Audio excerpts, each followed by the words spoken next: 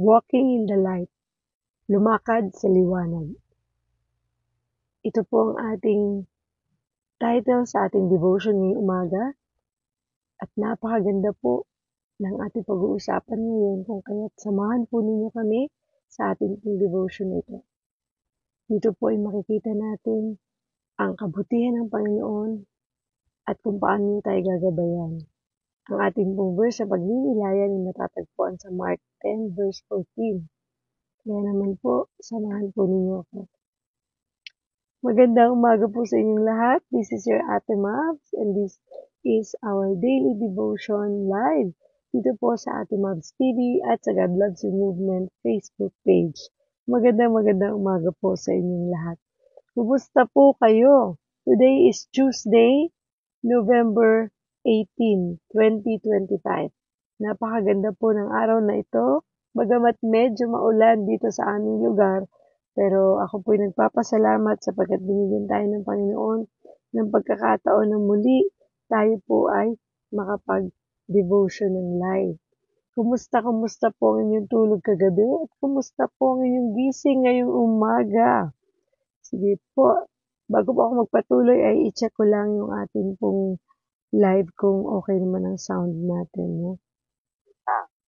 Sige po, ayan, praise God. Okay. Maganda po yung sound natin. Purihin ng Diyos. Hallelujah. Excited po ako kasi medyo nagiging nagkakaroon ng interval yung ating pong devotion. No? Minsan, napapa-absent tayo and I hope na intindihan ninyo ako dahil po may mga bagay tayong inaasikaso. Pero ang mahalaga ay nakakapagpatuloy tayo. So, ngayon pong araw na ito, ay buksan na ninyo ang inyong Bible. Ihanda na ang Bible at buksan po ito sa Mark 10 verse 14. Na kung ganito po ang inyong Bible, yan po ay matatagpuan sa Bagong Tipan sa page 60 or 60. Ayan. Ito po ay pangalawang aklat ng second book po ito sa Bagong Tipan after ng Matthew. Kaya madali lang pong hanapin yan. Basta ganitong Bible nyo, page 60 po yan sa Bagong Tipan. Sige po, basahin natin. Sabi po sa Mark 10 verse 14, New International Version, When Jesus saw this, he was indignant. He said to them, Let the little children come to me, and do not hinder them, for the kingdom of God belongs to such as this. Sabi naman po sa Tagalog, Magandang Balita, Biblia. Nagalit si Jesus nang makita ito at sinabi sa kanila, Hayaan ninyong lumapit sa akin ang mga bata at huwag ninyo silang pagbawalan, sapagkat ang mga katulad nila ang mapapabilang sa kaharian ng Diyos. Purihin ng Diyos sa pagkabasa ng kanyang salita. Manalangin po tayo. Panginoong Diyos na makapangyarihan sa lahat. Pinupuri ka namin, pinasasalamatan. Ikaw ang aming Diyos na buhay, dakila at makapangyarihan sa lahat. Samahan mo ako, Panginoon, kaming lahat. Sa devotion na ito, pangunahan po ako, Panginoon. Tanging boses mo lang po nawa ang marinig at ikaw lang ang maparangalan, madakila at maluwalhati sa mga sandaling ito. Pinupuri ka namin, pinasasalamatan, Panginoon. We honor you, we praise you, Lord God. At puspusin mo kami, Panginoon, ng iyong pag-ibig at ng iyong banal na spirito. At hayaan mo lang, O Diyos, na makakilos ng malaya ang iyong banal na spirito upang kami ay matuto, upang kami ay maturuan ng mga bagay na nais mong matutunan namin. Thank you, Lord Jesus. Pinupuri ka namin, pinasasalamatan. In Jesus' name we pray. Amen and amen. Good morning, Ate Jenny. Maganda po. Umaga po sa inyong lahat. Sa inyo at kay Ate Ella. Good morning, Ate Ella. Magandang umaga sa iyo. So, muli po, buksan natin ang ating Bible sa Mark 10 verse 14. Sa ganito pong Bible, yan ay nasa page 60 or 60 sa Bagong Tipan. Yan. Basahin po natin muli. Sabi po sa Mark 10 verse 14 sa New International Version, "When Jesus saw this, he was indignant. He said to them, 'Let the little children come to me, and do not hinder them, for the kingdom of God belongs to such as this.'"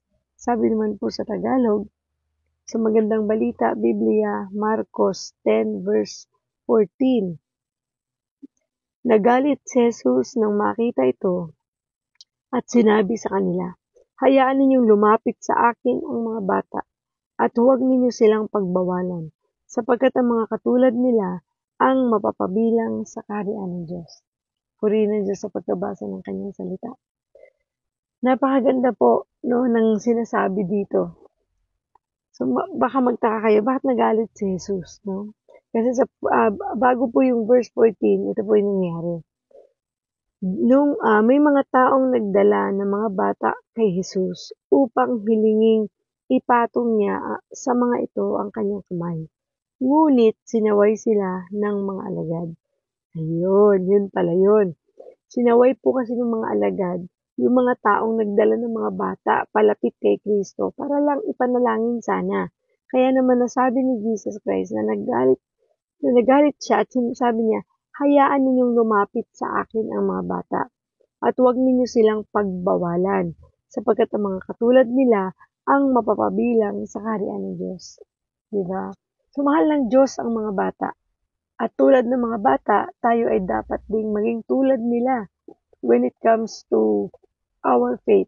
Kasi sinasabi dito na ang mga katulad ng mga bata ang mapapabilang sa kaharian ng Diyos. Kaya dapat po ang maging attitude natin, character, ay katulad ng isang bata.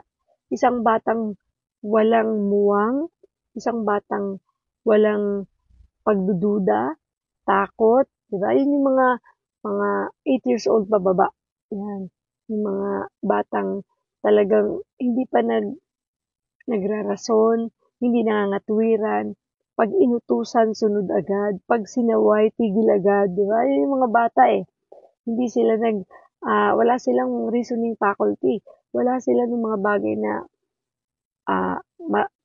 yung mga magtatanong pa, bakit ba ito pinapagawa sa akin? Bakit ba ito? Di ba, walang ganon. So, yun ang nais ng Diyos na maging karakter natin o maging pag-uugali natin bilang bata dapat. Hindi, magkaiba po yung isip bata sa pagiging bata. Okay? Kasi baka mamaya maging isip bata naman tayo. Iba naman po yun. Yun po yung sinasabi dito sa atin pong binabasa. So, sa pagpapatuloy po natin, ang atin pong topic this morning ay pinamagatang walking in the light. Lumakad sa liwanag. Tayo ba ay lumalakad sa liwanag? Yun po yung isang bagay na dapat natin tingnan sa buhay natin. Tayo ba ay lumalakad sa liwanag? Kasi ang liwanag ay ang Panginoon. So, ang buhay ba natin ay may liwanag? Walang dilim at talagang malinaw nating nakikita ang direksyon natin para hindi tayo maligaw. Good morning, Ate Edgy. Good morning, Ate Marilyn Bautista. Sabi dito, have you ever walked in darkness? Maybe the power went out in your house during a storm, or you were stranded on the road with car trouble. Walking in darkness can be scary and it can be dangerous. Totoo naman po, no? Naranasan niyo na bang maglakad sa isang lugar na madilim? Walang ilaw, walang tao. At minsan nag-brown out kapag may bagyo. At na minsan na-stranded tayo sa isang lugar na kung may sasakyan tayo, yung bang nasisiraan sa gitna ng kawalan, sa gitna ng dilim, sa gitna ng lugar na kung saan walang katao-tao, ang dilim-dilim, di ba? And nakakatakot po yun, di ba? Walking in darkness, talaga namang scary yun. And pwedeng maging dangerous din, no? Pwede rin natin ikapahamak. Kasi syempre, walang tao, walang nakakita, madilim.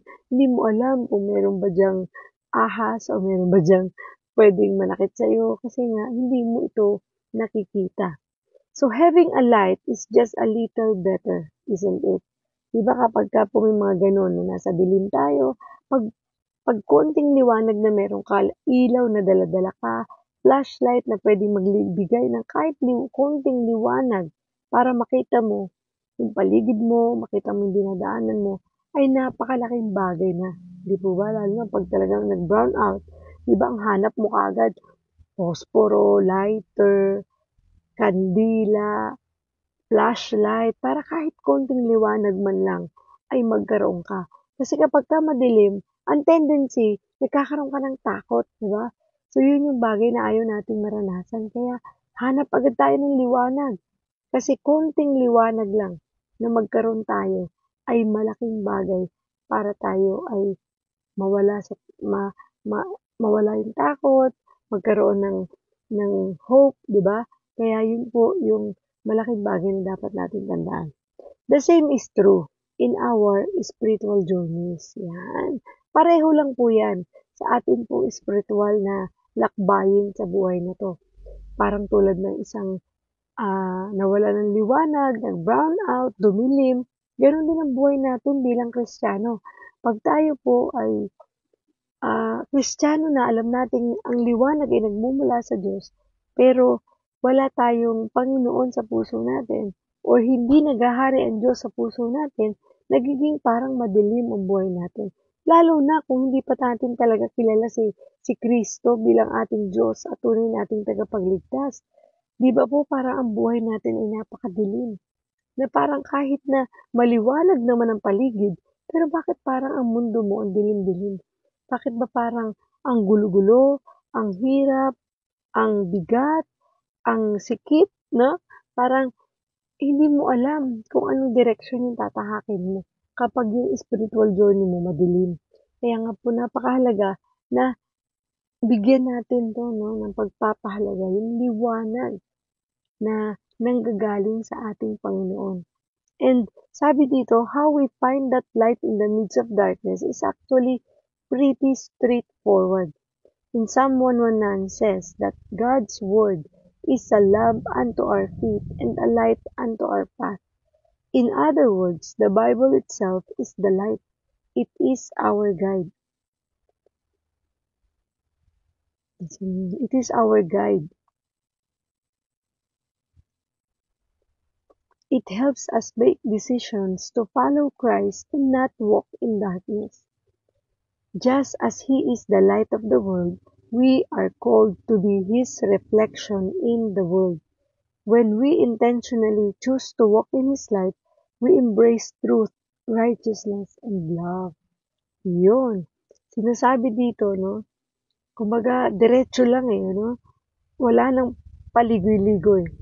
No, in Psalm 119, sinasabi na ang salita ng Diyos ang ating ilaw sa ating mga paa at ilaw para tayo ay makalakad ng maliwanag, diretso ng matuwid, para hindi tayo maligaw, hindi tayo malito, at para po siguradong tama yung ating nilalakaran. So, ang Bible itself is our light. Yung ating pong Biblia na laging sinasabing dapat na basahin natin ay liwanag na gagabay sa landas na tinatahak natin sa buhay araw-araw. Kasi lahat po tayo, di ba? Mayroon tayong lakarin sa buhay araw-araw. Everyday ng buhay natin, tayo ay maglalakbay. Di ba? Talaga namang araw-araw, andyan yung journey natin na dapat masiguro natin, especially sa ating spiritual journey, na meron tayong kaliwanagan na gagaling sa Panginoon. Dahil ang Panginoon ang ating makakatulong para sa mga desisyon natin sa buhay, para yung lalakaran natin ay hindi maging madilim. At yung mundo na ating ginagalawan, siyang ilaw nito. Diba? Siya yung nagre-reflect sa mundo. Kaya nga tayo, pag tayo nakakilala sa Panginoon, tayo ang nagiging ilaw ng ibang tao. Tayo ang nagiging gabay para sa kanila. Kasi tayo ang nagtuturo o nag-share sa kanila patungkol sa good news, no? Yung gospel, ito patungkol sa ebanghelyo, patungkol kung saan ang mga tao ay hindi maligaw ng landas. Kaya yung liwanag na meron tayo mula sa Panginoon ay ibinabahagi natin ito sa iba para po yung liwanag na yun ay magliwanag din sa mga buhay nila. Di ba? Ang ganda nung napansin niyo yung minsan, imagine niyo no, sa isang lugar na napakadilim. Tapos ikaw lang yung may kandila. Tapos maraming taong nandun. Yung mga tao nakakabangga-banggaan na naglalakad kasi hindi nila makita ang nilalakaran. Pero dahil may kandila ka at may kandila din sila, dahil hindi nila makita kung saan sila kukuha ng pansindi dun sa kandila. Pero ikaw na may ilaw, sa'yo sila magsisindi. Di ba parang isang liwanag lang yun. Pero pag lahat sila doon nagsindi, lumiliwanag ang buong kapaligiran at nakikita nila ang isa't isa at nakikita nila yung direksyon. Nakikita nila ang mga kailangan nilang kunin, ang mga kailangan nilang gawin. At nalalaman nila na sila pala'y naliligaw na, diba? Dahil sa liwanag na meron ka. Ganon din po sa ating spiritual journey, sa ating buhay bilang Kristiyano, bilang mga anak ng Diyos.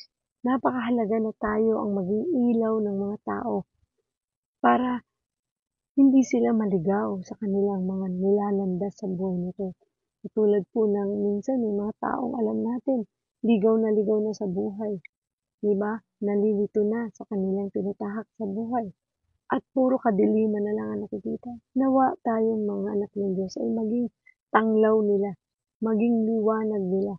Lalo na tayong mga nanay, no? Tayo po ay tinatawag ng mga ilaw ng tahanan.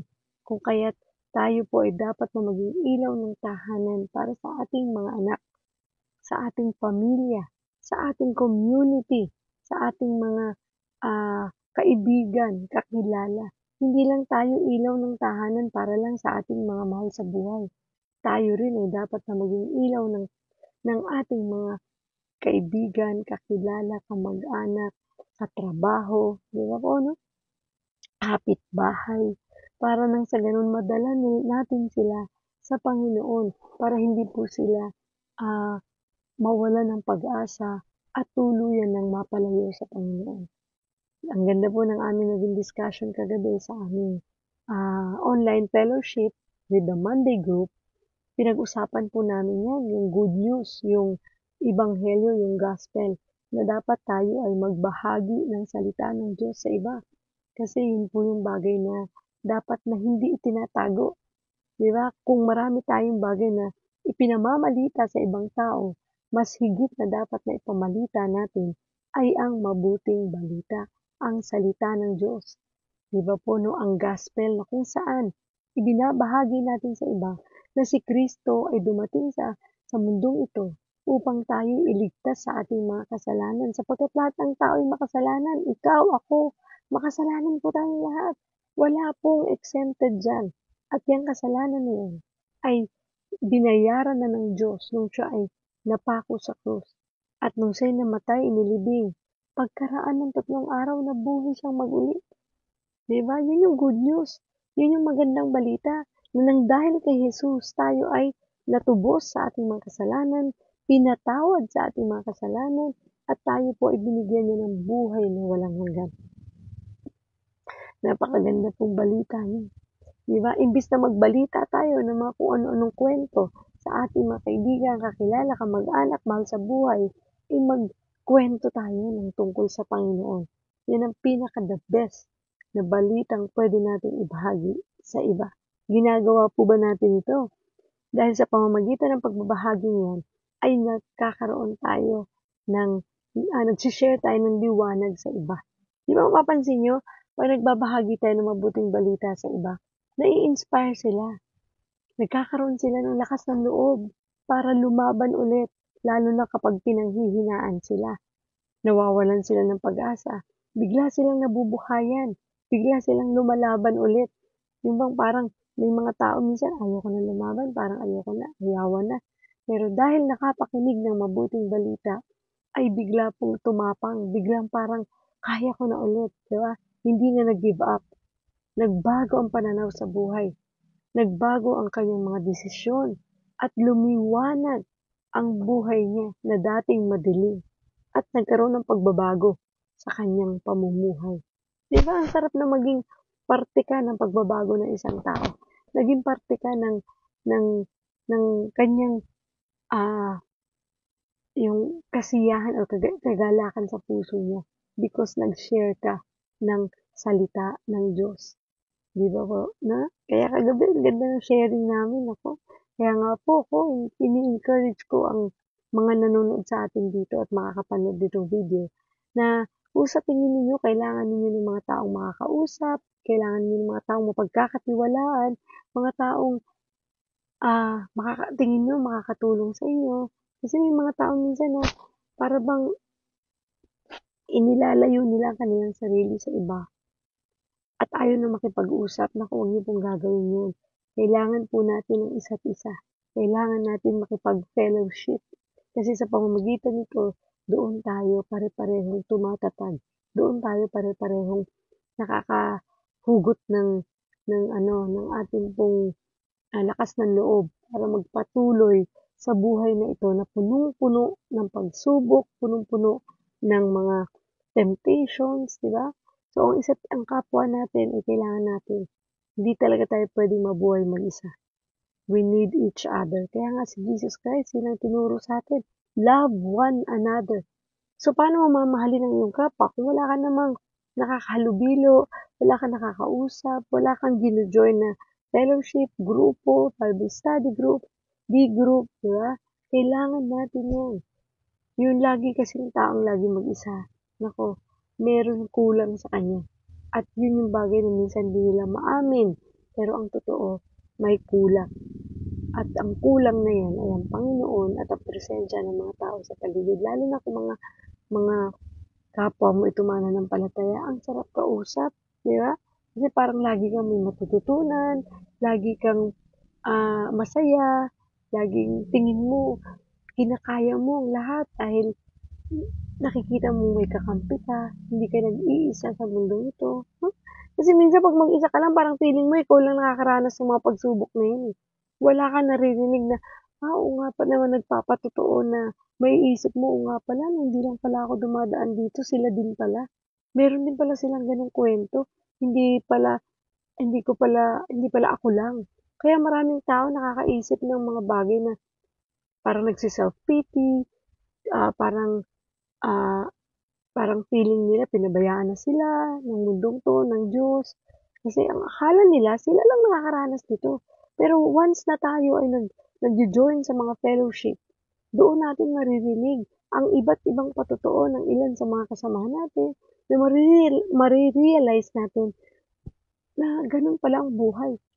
That you are not alone sa mga struggles, sa mga difficulties. No? Dumadaan din pala sila doon. Kaya ang sarap ng pakiramdam na parang may kakampi ka, no? Kaya nga nung minsan po, nung Sabado, dahil may patay po kami, yung aking pinsang buo po ay namayapa na. Nagkita-kita kami doon sa Burol. At may mga ano na po ako doon, pamangkin na mga na-stroke din. Pambihira.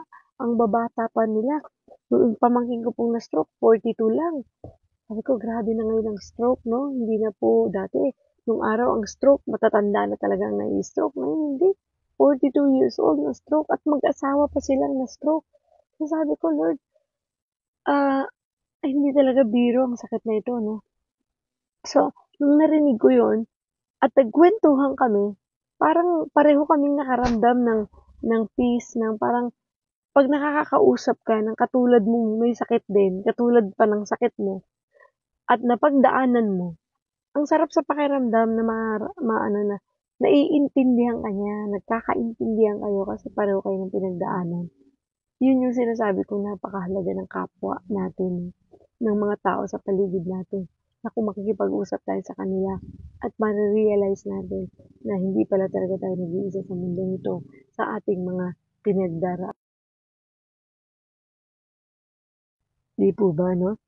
So, yun po yung sinasabi natin dito. So, huwag tayong masyadong mag-solo. We need each other.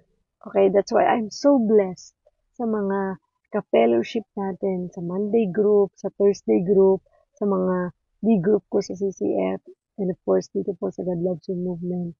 At CCF din ito dahil syempre, yun po ang ating church.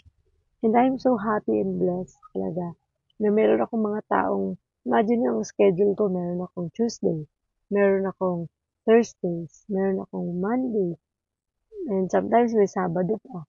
At may mga trainings pa tayo minsan about the Lord na marami rin tayong mga nakikilala.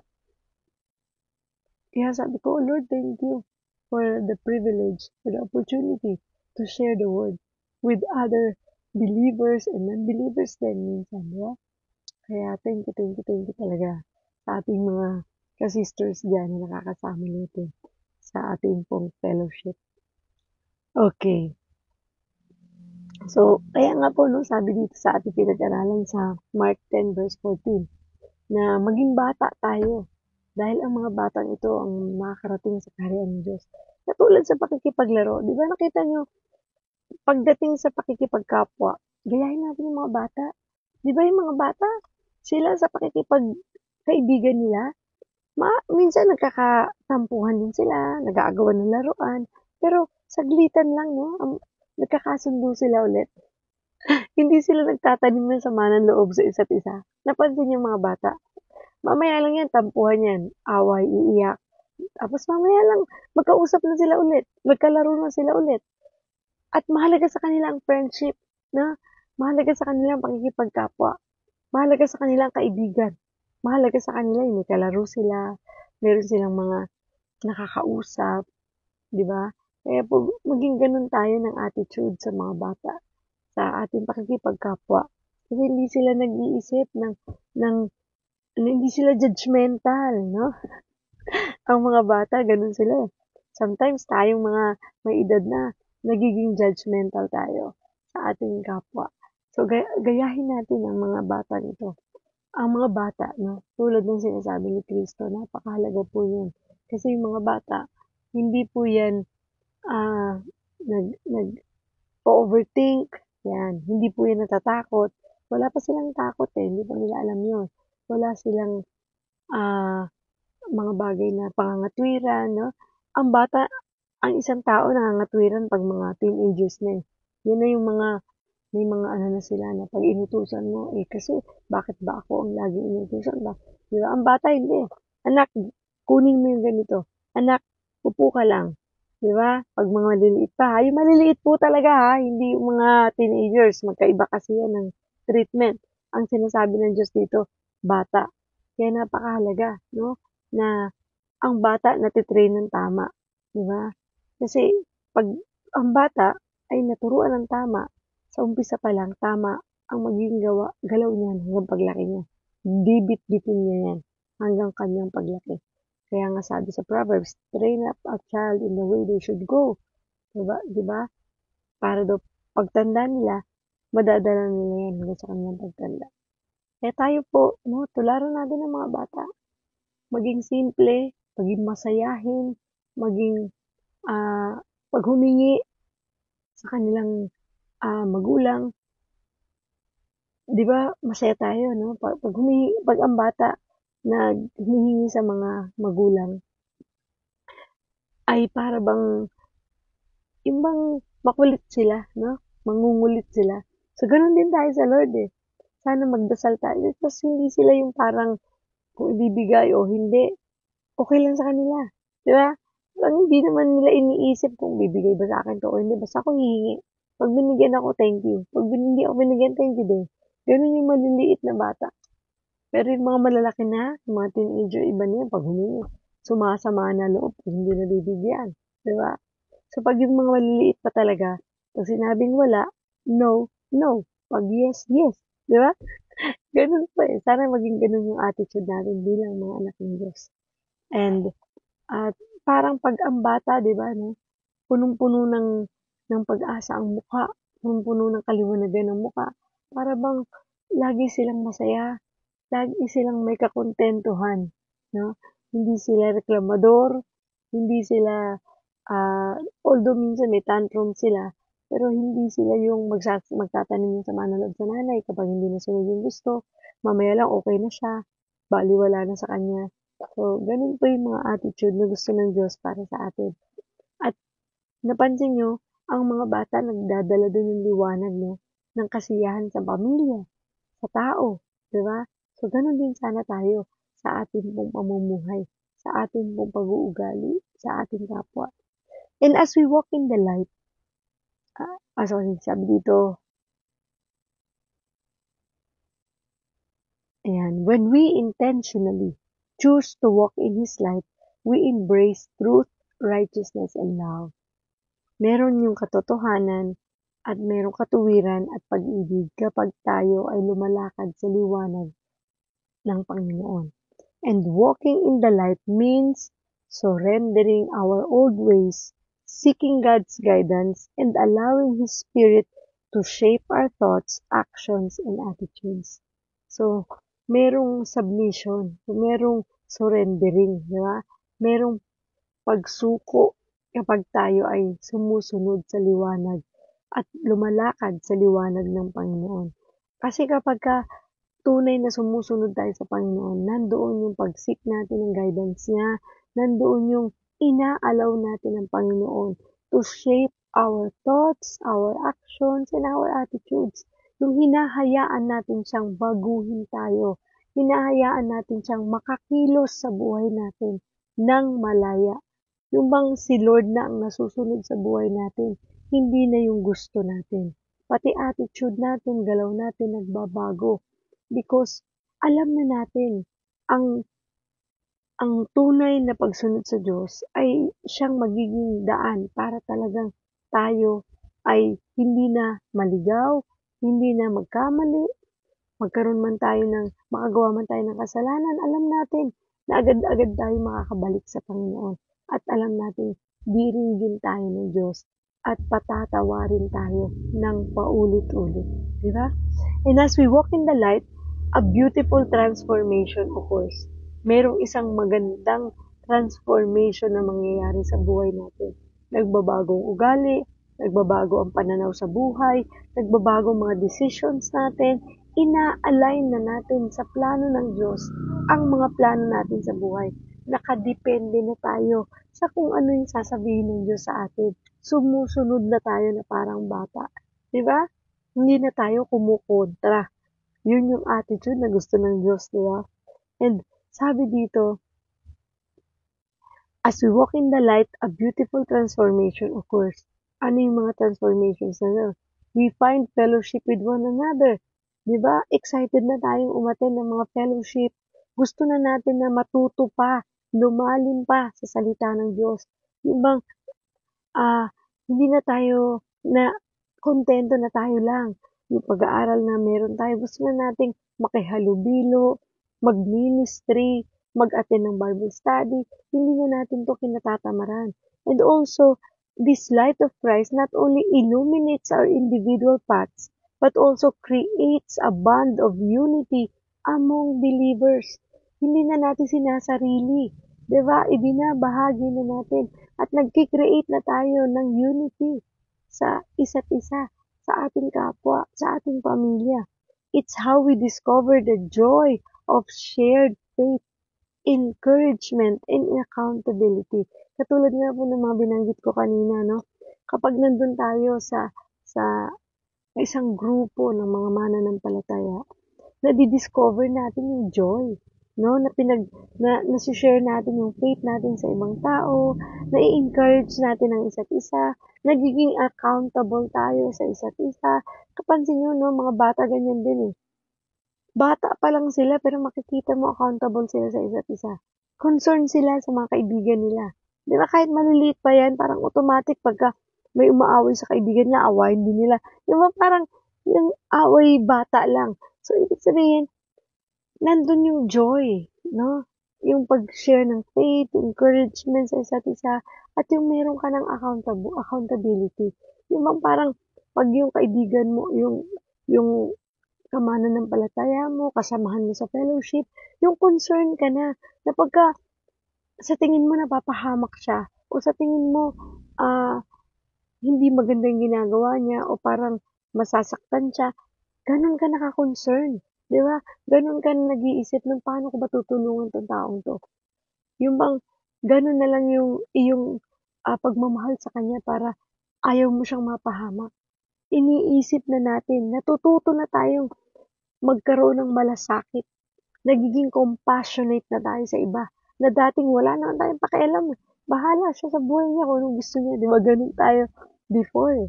Pero pag nasa Panginoon tayo, hindi na ganun. Concern na natin ang ating kapwa. Iniisip na natin ang kapakanan nila. Mahal na natin sila. Kasi ganun ang tinuturo ng Diyos. Love one another.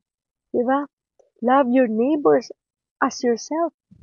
Mahalin mo yung kapwa tulad ng pagmamahal mo sa iyong sarili. So, ganun na tayo ka-accountable. And it is through this bond that we are reminded that we are not alone in our journey. Isang bagay na alam natin hindi tayo nag-iisa sa mundo ito. Di ba? Ang bata, no, hindi sila masaya pag mag-isa sila. Gusto nila may kalaro. Gusto nila may kaibigan sila. Gusto nila may kahalubilo sila. Ganon din tayo dapat, no? Hanapin natin yung ating sarili sa iba. Tingnan natin kung paano makakatulong. Tingnan natin na isubukan natin na mag-join sa mga fellowship, sa mga, kahit online yan, okay lang yan. Subukan natin mag-ministry kung tinatawag na kayo ng ministry sa church. Subukan ninyong umattend ng mga Bible studies. Kasi doon yung makikita, lalabas yung joy. Lalabas yung isang character mo na, ganito pala ako, masayahin din pala akong tao. Marunong din pala akong mag-share. Marunong din pala akong maglabas ng aking saloobin. Diba? Na dating hindi naman ako ganito. So, marami tayong madidiscover. And today, mag-reflect tayo, no, on our way with Christ. And are you consciously choosing to walk in His light? Check natin ang ating sarili. Tayo ba'y lumalakad sa katuwiran ng Diyos? Tayo ba ay lumalakad sa liwanag ng Diyos? And are you growing in community? Nag-grow ba tayo sa community natin? Meron ba tayong community na kinabibilangan or fellowship or Bible study group, D group, cell group, life group, whatever tawag natin dyan? Meron ba tayong kinabibilangan mga ganong groups na kung saan tayo ay nag-grow? And are you fully embracing the cleansing power of Jesus' blood, allowing His grace to purify your life?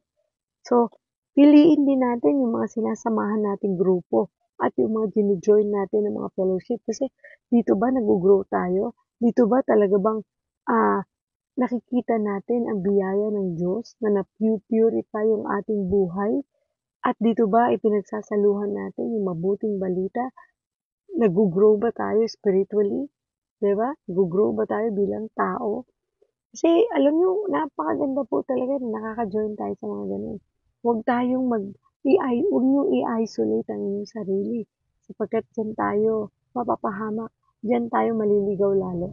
Dyan tayo makakapag-isip ng mga bagay na hindi tama. Kailangan ilagay natin ang ating sarili na kung saan may mga makakasama tayo, may mga makakausap tayo, may mga taong mag-a-advise sa atin, may mga taong magpapalakas ng loob natin. Para maiwasan po yung mga depression, yung mga depression na yan. Kasi pagka lalo mong ina-isolate ang sarili mo, inilalayo ang sarili mo sa iba, lalo kang nakakapag-isip ng mga bagay na hindi tama, mga bagay na malayo sa Diyos. Kasi mas lalo po nagkakaroon ng space ang kaaway para guluhin ka, para takutin ka, para ikaw ay mapalayo sa Kanya. Kaya nga po dun sa mga uma-absent, sa mga fellowship, naku, huwag niyong patagalin ng pag-absent.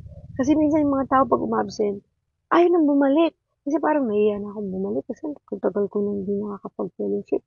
Baka kung ano na sabihin nila, huwag niyong iisipin yan. Hindi po nag-iisip ang mga kasamahan niyo tungkol dyan. Kami, pag may mga uma-absent, hindi kami nag-iisip ng masama patungkol sa inyo. Kami po ay naghihintay at nananalangin na sana bumalik na kayo. Na sana kayo ay mag-join ulit. Kasi hindi po mahalaga yung pag-absent mo eh. Ang mahalaga yung pagbalik mo. Diba? Huwag mo isipin na, naku, umabsent na ako, nakakahiya nang bumalik. Ang tagal-tagal ko nang hindi nakabalik kasi ganito. Tapos yung iba, nagli-leave sa atin pong GC. So, nalulungkot ako, nadudurog yung puso ko pag ganun. Kasi, hindi niyo po kailangan gawin yun.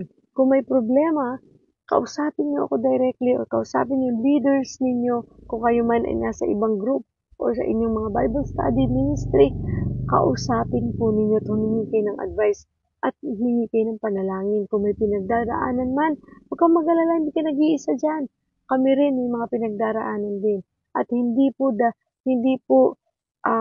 daan yung tumigil ka sa fellowship, kundi mas lalo ka pong umattend. Kahit na ikaw ay dumaranas ng pagsubok, kung ikaw ay dumaranas ng problema, sakit karamdaman, mas lalo ka pong umattend ng mga fellowship, Bible study group, ministry sa church, every Sunday, lalong wag kang a-absent kasi mas kailangan mo yung magpapalakas ng loob mo, yung yung magpapatibay sa iyo dahil sa sharing, kahit na minsan parang pakiramdam mo parang ayoko umattend kasi ganito, ang dami kong dinaraanan, dami ko ganyan. Umattend ka kahit tagapakinig ka lang. Magsabi ka lang, makikinig lang po ako kasi ganito po, meron ganito. Okay lang yan, maiintindihan ka ng mga kagrupo mo. Huwag kang mag-isolate. Huwag mong hahayaang hindi ka a-attend.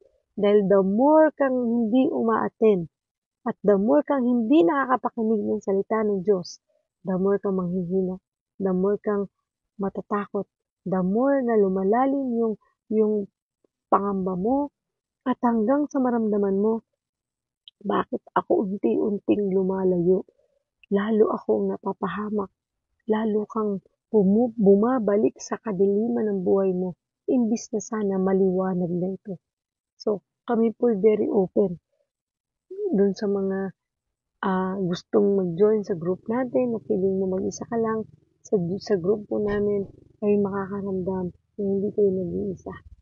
At kung kayo naman ay ka-group na namin, at parang feeling mo, hindi ka na maka-attend, nahiya ka nang bumalik, naku please, huwag mong isipin yun.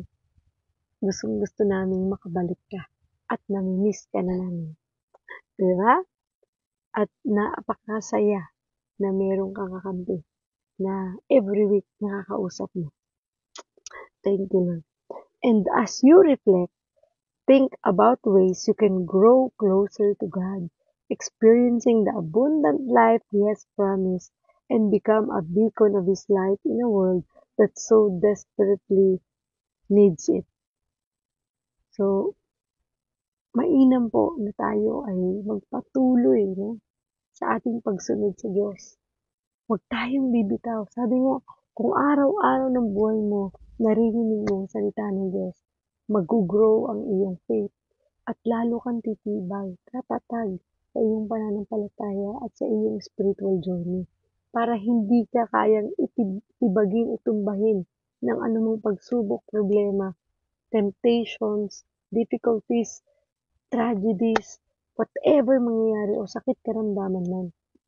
Kasi wala naman taong exempted dyan. Daraanan natin yan sa buhay nito at mas magandang daanan mo yan nang hindi ka nag-iisa. Una, kasama mong Panginoon, gagabayan ka, tutulungan ka, poprotektahan ka, iingatan ka, mamahalin ka, patatawarin ka. At meron pang mga taong ibibigay sa'yo na tunay ding magiging kakampi mo, kaagapay mo, para mag-grow ka spiritually. Kailangan natin ang isa't isa, kailangan natin ang Panginoon. Kaya nga po, huwag kayong bibitaw sa pag-attend ng ating fellowship every Mondays and Thursdays. Huwag din kayong a-absent dito sa ating devotion. Kung ako man yung nakaka-absent, gusto ko yung sinabi ni Ate Jenny na sabi niya, kapag alam mo Ate Mabs, okay lang Ate Jenny, share ko lang to. Sabi niya Ate Mabs, pagka po hindi ka nakapag-devotion, same time po ng 6:30 na ikaw ay nagde-devotion, na dapat devotion mo, nagde-devotion po ako personally. Ang ganda, di ba? So, hindi po, ako po gabay lamang ha.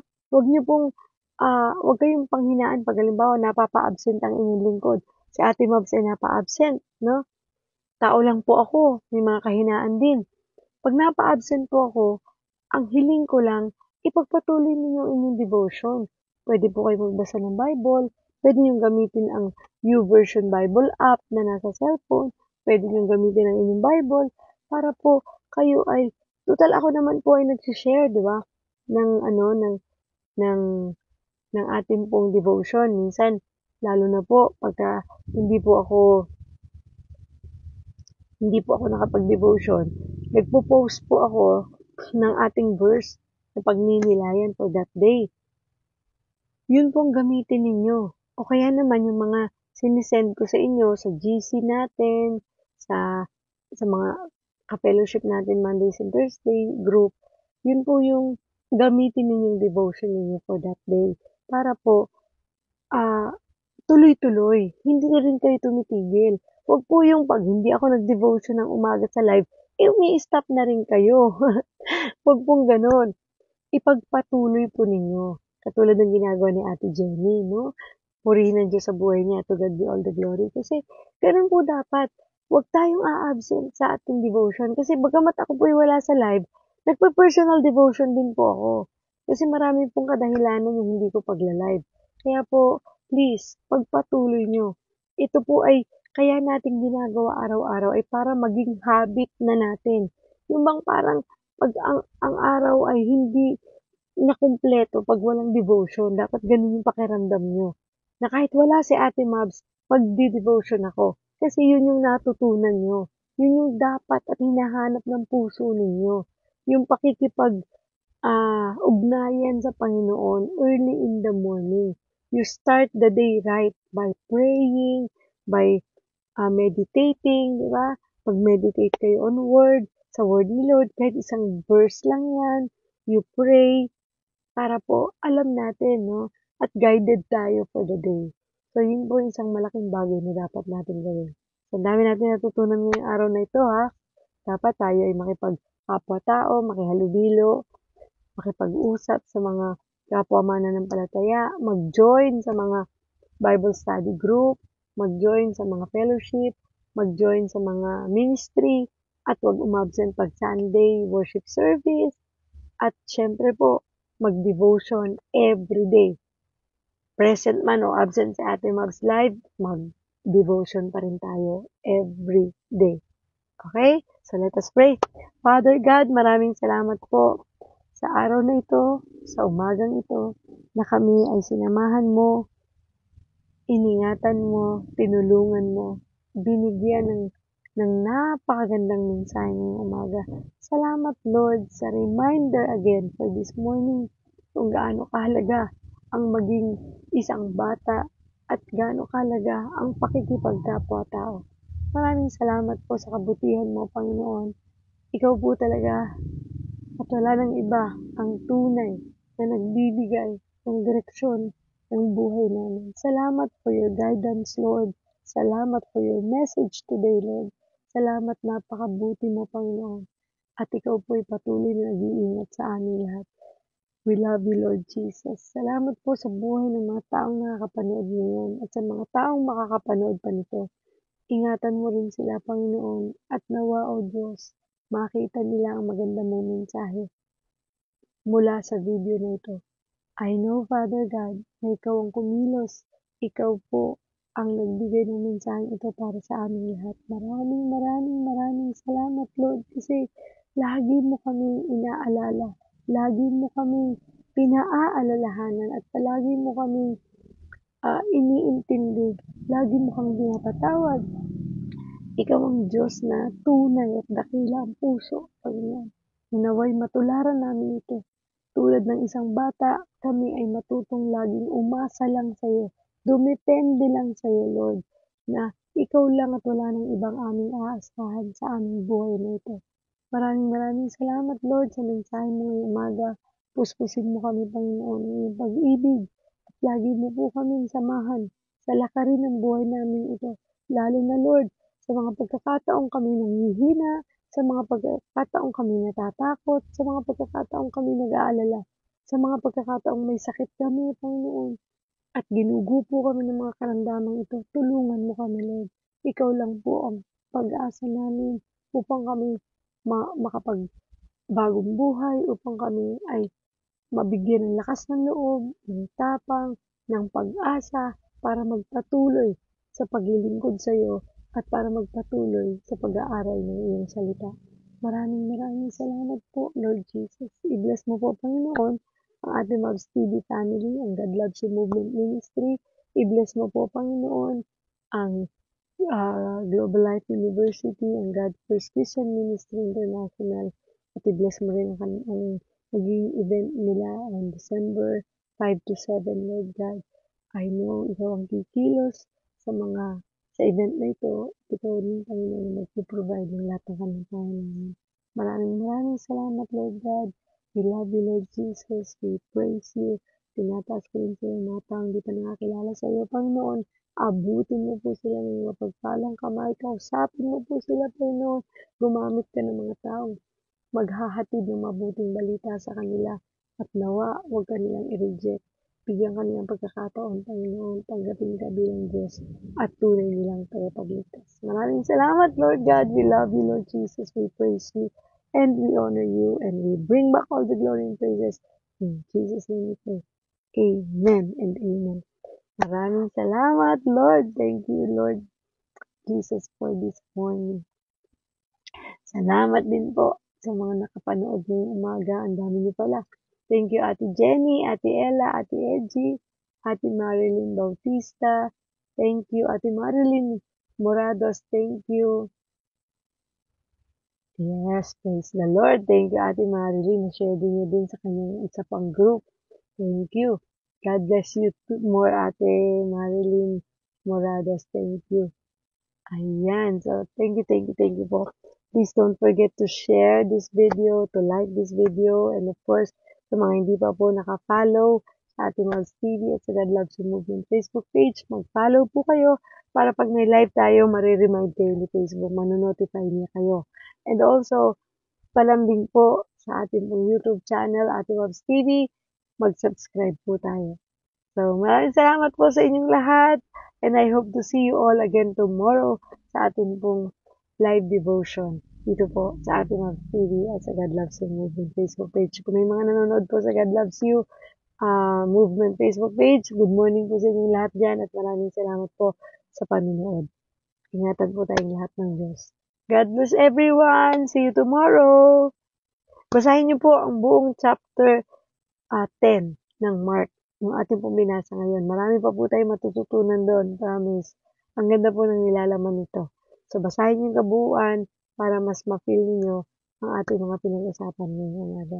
Maraming salamat and God bless po sa inyong lahat. See you all again tomorrow. Always remember, God loves you. God bless.